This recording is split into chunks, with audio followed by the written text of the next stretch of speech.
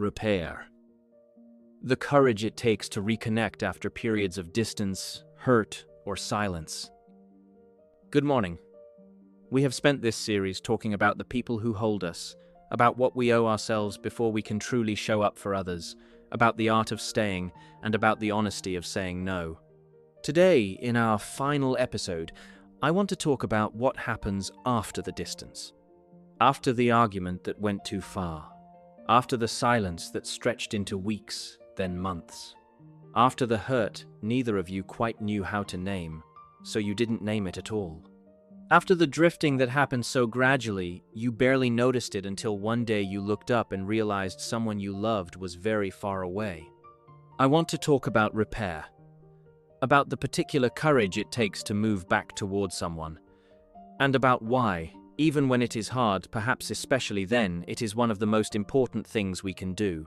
The weight of unrepaired things. Most of us carry at least one unrepaired relationship. Sometimes it is dramatic, a falling out, a betrayal, a moment that became a before and after. Sometimes it is quieter than that. A friendship that stopped, neither of you quite knowing when or why. A family member you love but cannot seem to reach.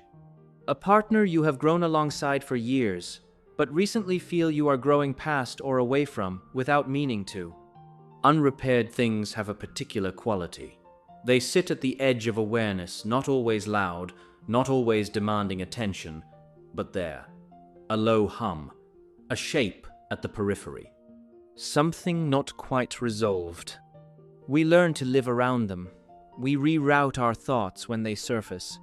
We tell ourselves it's fine, that it was a long time ago, that these things happen, and that people drift.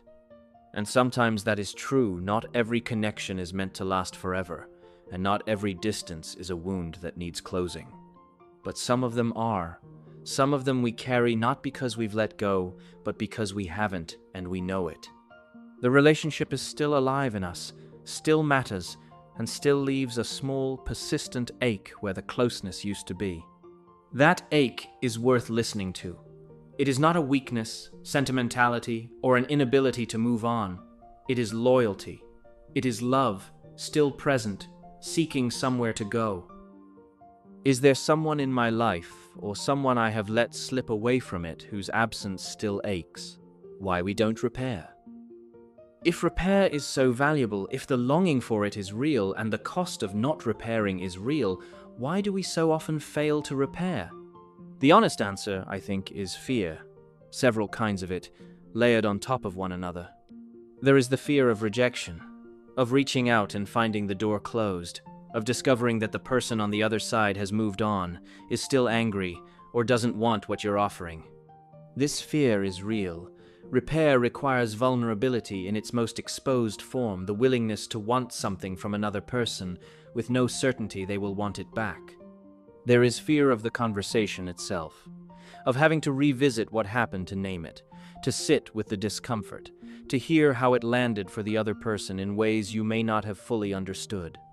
Many of us would rather carry the ache of distance than risk the rawness of that conversation. And there is pride. The quiet, stubborn voice that says, I didn't do anything wrong. Why should I be the one to reach out?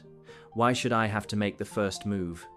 Pride is understandable. Sometimes it is even justified. There are situations where the burden of repair has fallen unfairly, and one person has consistently been the one to close the gap. But pride, held too tightly, can become its own kind of prison. While we wait for the other person to move first, the distance grows, the silence calcifies. The story we tell about what happened hardens into the only version we know, and the person we were close to slowly becomes someone we used to know. Repair is not about who was right. It is about who you want to be and what you want to have when the dust settles and the years pass. What fear has been keeping me from moving towards someone I still love, or once loved well? How repair actually happens. Repair rarely happens in a single conversation. I think it's worth saying that plainly, because we sometimes wait for the perfect conditions, the right words, the right moment, and the certainty that we can do it well before we begin. But repair, like most things that matter, is a process. It begins with a gesture, small sometimes. A message that says, "I've been thinking of you." A call that says, "I miss what we had." A quiet acknowledgement that the distance between you is not what either of you wanted, even if neither of you quite knows how it grew. The gesture does not need to resolve everything. It does not need to be the full conversation, the complete reckoning, or the perfectly expressed apology or explanation. It just needs to be a door, opened slightly, an indication that you are willing to try. If an apology is part of what repair requires, and often it is, at least in part, it is worth knowing what a real one sounds like. Not, "I'm sorry you felt hurt," not, "I'm sorry but." A real apology names what happened, acknowledges the impact, and doesn't immediately seek absolution. It sits with the difficulty for a moment, before rushing toward resolution. It trusts the other person to receive it in their own time. And if you are the one being approached, if someone reaches toward you across a distance, there is something to be said for receiving that gesture with generosity. Not immediately if you're not ready. Not by bypassing your own feelings about what happened, but with the knowledge that it costs something to move first, that the person reaching toward you is doing something vulnerable and brave, and that your response to that reaching will shape what becomes possible between you. Repair does not always restore a relationship to what it was. Sometimes it creates something new, different from before, shaped by what was broken and then mended, yet alive in a way the distance never was. The Japanese have a practice called kintsugi, the art of repairing broken pottery with gold, so the cracks become part of the beauty. The broken places, made visible, made precious. Some repaired relationships are like that. Stronger at the broken places, more honest, more knowing, carrying the history of what was hard and choosing connection anyway. If I could say one true thing to someone I've been distant from, not to fix everything, but to begin, what would it be? Carrying this into your day. We began this series by talking about the people who hold us. The quiet ones, the steady ones, the ones whose presence in our lives is so constant that we sometimes forget to notice it.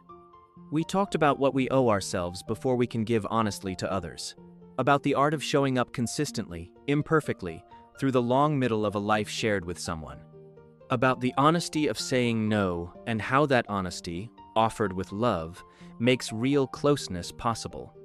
And now we end here, with repair, with the brave, tender act of moving back towards someone across whatever has grown between you. Because this is what love requires of us, in the end. Not perfection, not the absence of hurt, misunderstanding, or seasons of distance. Just the willingness, again and again, to try, to reach, to say, "I am still here, I have not stopped caring, I want to find our way back." If there is someone in your life, or someone on its edges who needs to be reached today, I hope this morning gives you a little more courage to reach out. Not because it will be easy, but because it will be worth it. And because they are worth it. And because you are too. Morning affirmation. I am willing to be the first to reach. Repair takes courage, and I have more than I know. Today's intention. If there is someone you have been meaning to reach out to today, take the smallest possible step. A message, a call, even just writing down what you would say if you were ready. You don't have to resolve everything. You have to begin.